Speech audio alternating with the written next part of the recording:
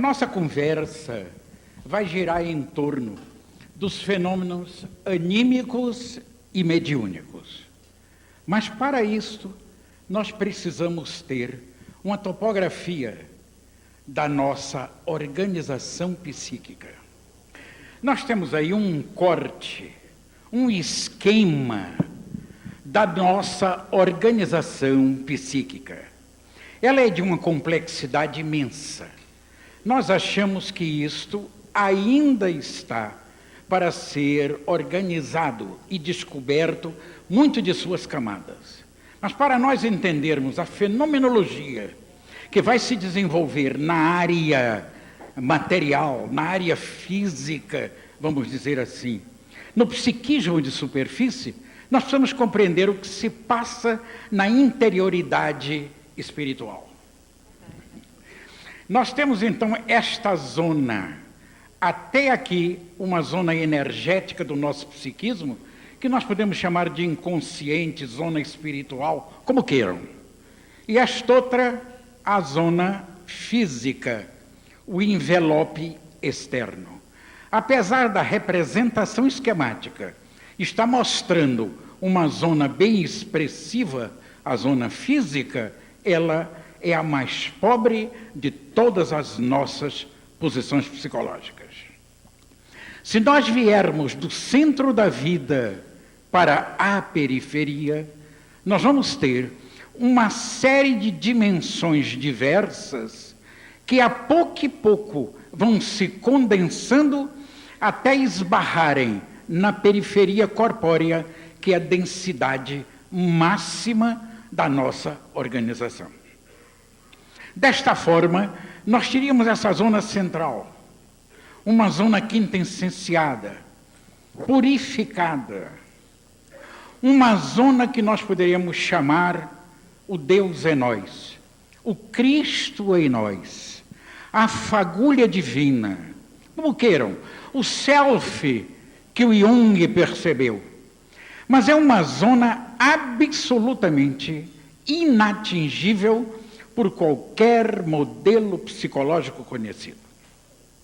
Porquanto, esta zona seria a zona por onde todas as estruturações que se sucedem teriam o seu impulso energético. Em outros termos, este Cristo em nós, este Deus em nós, seria a zona, possivelmente, que Deus se comunica conosco.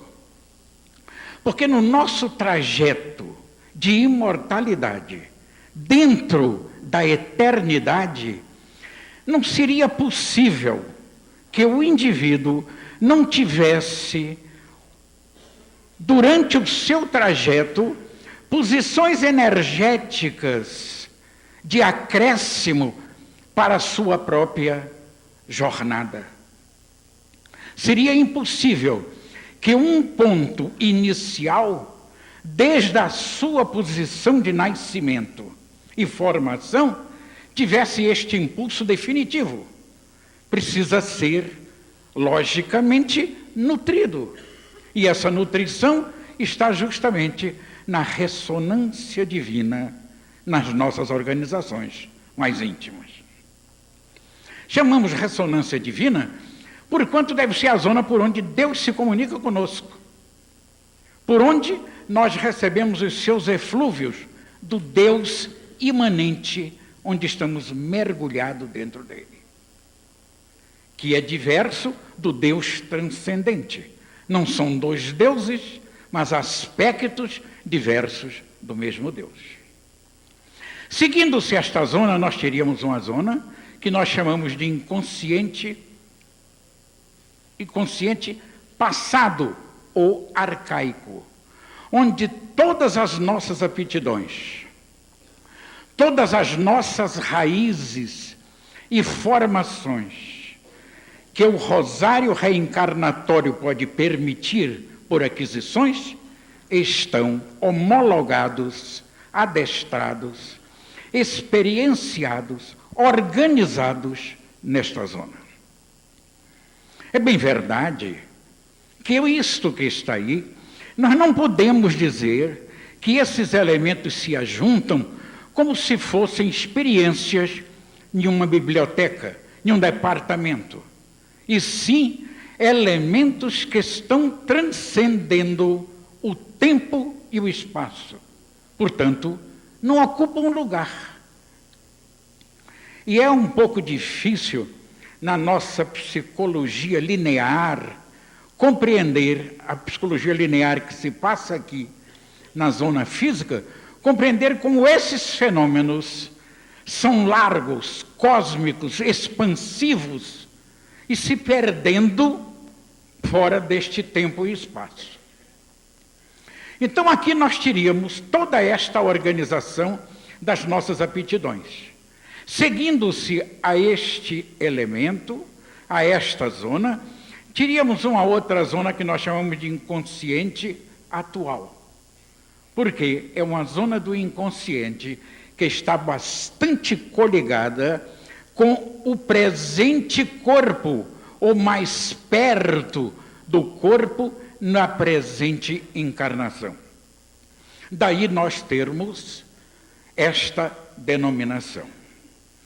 Seguindo-se a isto, viriam o corpo mental, que nós acrescentamos neste esquema por sugestões de André Luiz.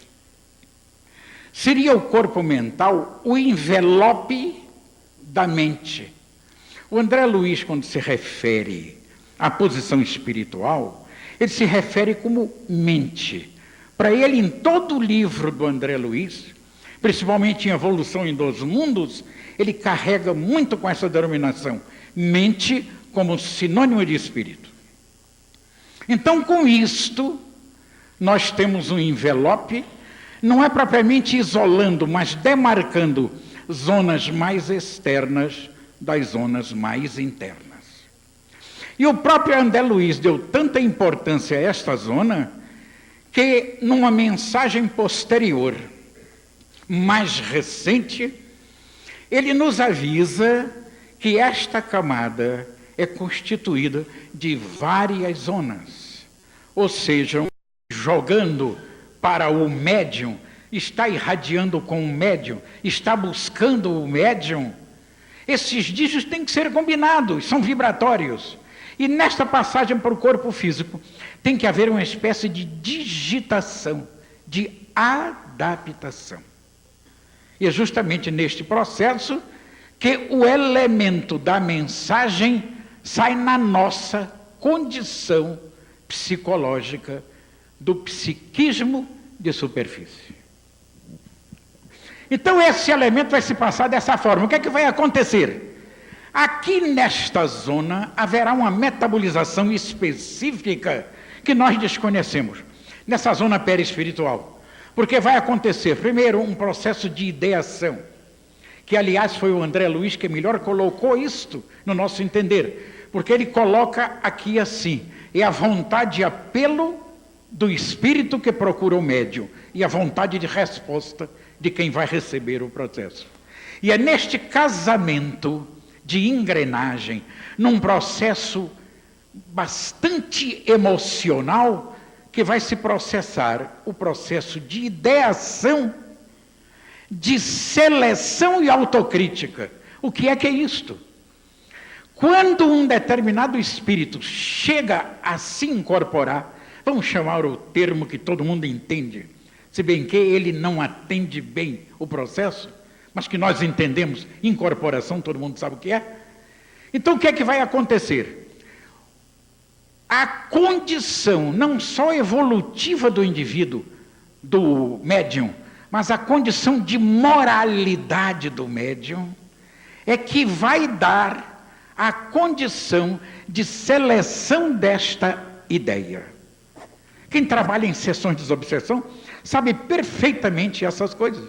Tem espíritos que chegam com uma violência tal, chegando a dizer, eu vim aqui para virar a mesa. E depois eles dizem, vocês estão me violentando, eu não posso dizer o que quero, porque todo baixo calão que eles gostariam de derramar naquele momento, são absolutamente absorvidos e transformados pela moralidade do médium, inconscientemente. Daí a necessidade do médium ser um indivíduo que necessita do estudo, do equilíbrio, da ordem, do bom comportamento. Porque ele precisa de afinidades. E isso só se adquire, é claro, dentro de um padrão de vida adequado.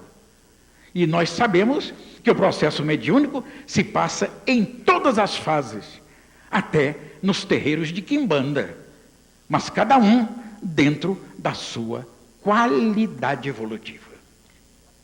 Desta forma, vem o processo de ideação, seleção e, no final de contas, a expressão que vem para os canais normais do médium. Aqui está um esquema desses elementos. Como é que as coisas se passam? Do perispírito, vamos dar um salto aqui para a zona básica, essa zona do hipotálamo, essa zona nobre, onde tem aqui uma glândulazinha específica, que é uma glândula, a glândula pineal, que ela entra, sem sombra de dúvidas, nos grandes fatores psicológicos da vida, principalmente no processo mediúnico. Então, este processo que está aqui, ele vai ser metabolizado nesta área e vai ser distribuído pela córtex. Do processo emocional, nós chegamos ao processo, vamos dizer, intelectivo do processo mediúnico. E conforme a direção desses feixes para as diversas áreas, passando por esse lobo límbico, que foi estudado aqui muito bem pelo Dr. Facuri, nós vamos ver que existem zonas onde o processo mediúnico demarca mais ativamente. E aí nós teríamos elementos, por exemplo, desta zona, onde estão os grandes centros da visão, os processos de vidência, de clarividência, e uma série de coisas, processos auditivos nesta faixa temporal, etc. Mas o que nós queríamos dizer de importância é que nós temos esse elemento aqui, pretinho aqui, que é considerado o sistema ativador reticular ascendente de Mogum. Esse elemento, ele entra comumente nos processos de neurofisiologia, conhecidos em neurofisiologia, com a vigília e o sono. E o processo mediúnico está também imbricado dentro desta temática. Nós sabemos que a mediunidade, o indivíduo se expressa conscientemente, semiconsciente, inconsciente, a depender desse elemento aqui. É bem possível que nesta área aqui existam células específicas jogando dopaminas, enzimas muito específicas que facilitem o processo das neurotransmissões. É possível, hipótese de trabalho. Não é nosso. Também eu não sei onde li, e não sei se foi informação espiritual. Eu não sou médium, mas a gente ouve tanta coisa que está por aí, em tanto congresso, que eu não quero dizer que sou o pai da criança. Quem sou eu? Sou avô, como é que podia ser pai dessa criança? Então, esses elementos aqui entram neste processo para que a condição mediúnica se expresse.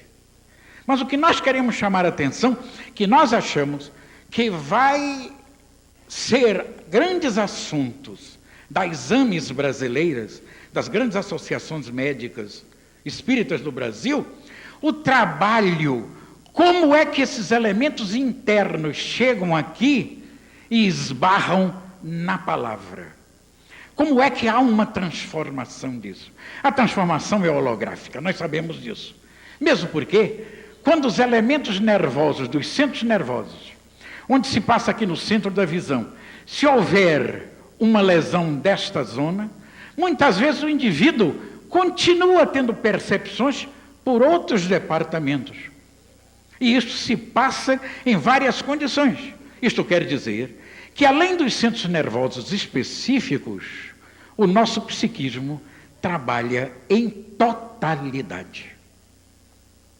Então, se ele trabalha em totalidade, o processo é holográfico. que nós não podemos fugir desta condição. Aliás, quem está dizendo isso são os físicos quânticos. Quem disse isso em primeiro lugar foi o Devenborn, com os holomovimentos. O Rupert Sheldrake já está se fazendo mostrar também alguma coisa nesta área, e tantos outros. Então o processo é absolutamente holográfico, que vem, porque a imagem não ocupa espaço. Não ocupando o espaço, mas acontece dentro do nosso espaço. Como é que as coisas se passam para o lado de lá, de uma dimensão para outra? Eu tenho a impressão que o tempo, como quarta dimensão, é o transformado daquilo que está em transformação, que é o espaço. Eu compliquei?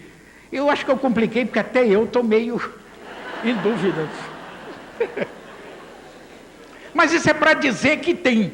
Agora, como é, eu não sei. Mas não sei mesmo. Então vocês vejam, tem um espaço. Vamos passar para o tempo na outra dimensão. Desaparece o espaço, mas entra o ritmo do tempo.